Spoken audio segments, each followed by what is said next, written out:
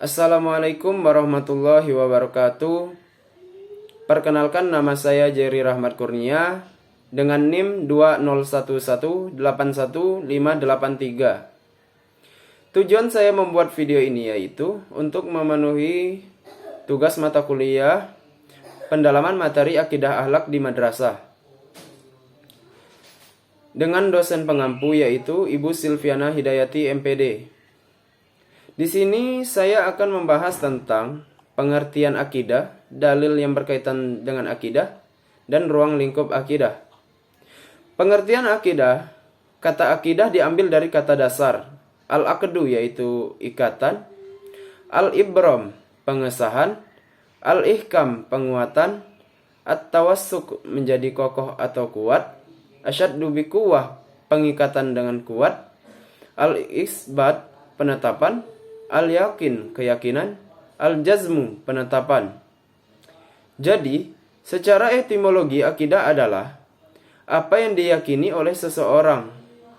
Akidah merupakan perbuatan hati, yaitu kepercayaan hati dan pembenaran terhadap sesuatu.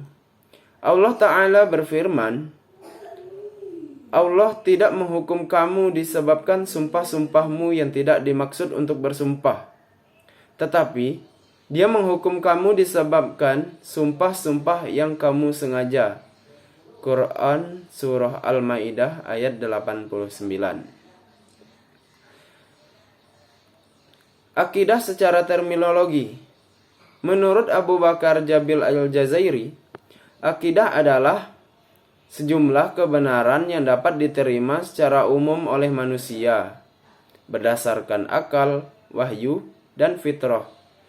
Kebenaran itu dipaterikan oleh manusia di dalam hati, serta diyakini kesahihan dan keberadaannya secara pasti, dan ditolak segala sesuatu yang bertentangan dengan kebenaran itu.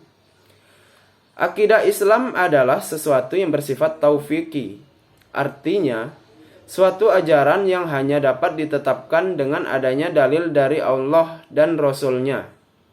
Maka sumber ajaran akidah Islam adalah terbatas pada Al-Quran dan Sunnah saja. Karena tidak ada yang lebih tahu tentang Allah kecuali Allah itu sendiri, dan tidak ada yang tahu tentang Allah setelah Allah sendiri kecuali Rasulullah Shallallahu Alaihi Wasallam. Namun sebagian ulama menambahkan ijma' sebagai sumber ajaran Islam ketiga setelah Al-Quran dan Sunnah. Berikut beberapa dalil yang berkaitan dengan akidah. Di sini saya akan mengambil satu dalil saja, yaitu dalam surah Al-Kahfi ayat 110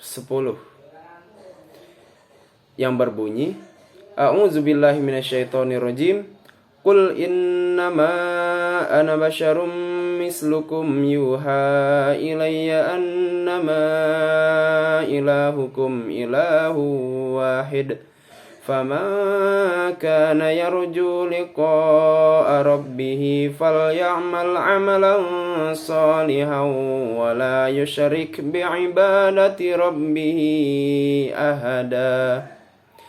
Yang artinya, katakanlah Muhammad, sesungguhnya aku ini hanya seorang manusia seperti kamu, yang telah menerima wahyu, bahwa sesungguhnya Tuhan kamu adalah Tuhan yang Maha Esa. Maka barang siapa mengharap pertemuan dengan Tuhannya, maka hendaklah dia mengerjakan kebajikan, dan janganlah dia mempersekutukan dengan sesuatu apapun dalam beribadah kepada Tuhannya.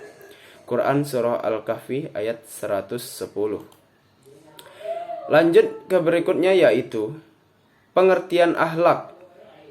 Akhlak berasal dari kata jamak, yaitu khuluq, yang berarti perangai atau tabiat.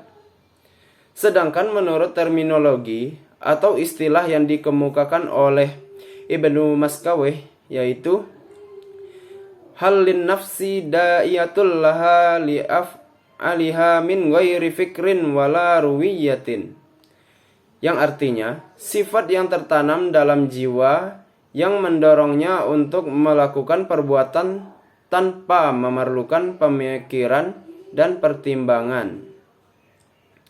Dalam konsepnya, akhlak adalah suatu sikap mental yang mendorong untuk berbuat tanpa pikir dan pertimbangan. Jadi, akhlak sifat yang tertanam dalam diri manusia, sehingga akhlak tersebut akan muncul dengan sendirinya, tanpa adanya pemikiran atau pertimbangan terlebih dulu, serta atas kemauan sendiri tanpa adanya paksaan dari orang lain. Akidah tanpa akhlak adalah seumpama sebatang pohon yang tidak dapat dijadikan tempat berlindung di saat kepanasan, dan tidak pula ada buahnya yang dapat dipetik. Sebaliknya, akhlak tanpa akidah hanya merupakan layang-layang bagi benda yang tidak tetap, yang selalu bergerak. Oleh karena itu, Islam memberikan perhatian yang serius terhadap pendidikan akhlak. Rasulullah Shallallahu Alaihi Wasallam menegaskan bahwa kesempurnaan iman seseorang terletak pada kesempurnaan dan kebaikan akhlaknya. Sabda beliau, orang mukmin yang paling sempurna imannya ialah mereka yang paling bagus akhlaknya. Hadis riwayat Muslim.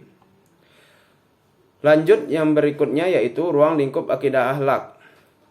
Ruang lingkup akidah akhlak yaitu ada 3, yaitu hubungan vertikal, hubungan horizontal, dan hubungan manusia dengan lingkungannya.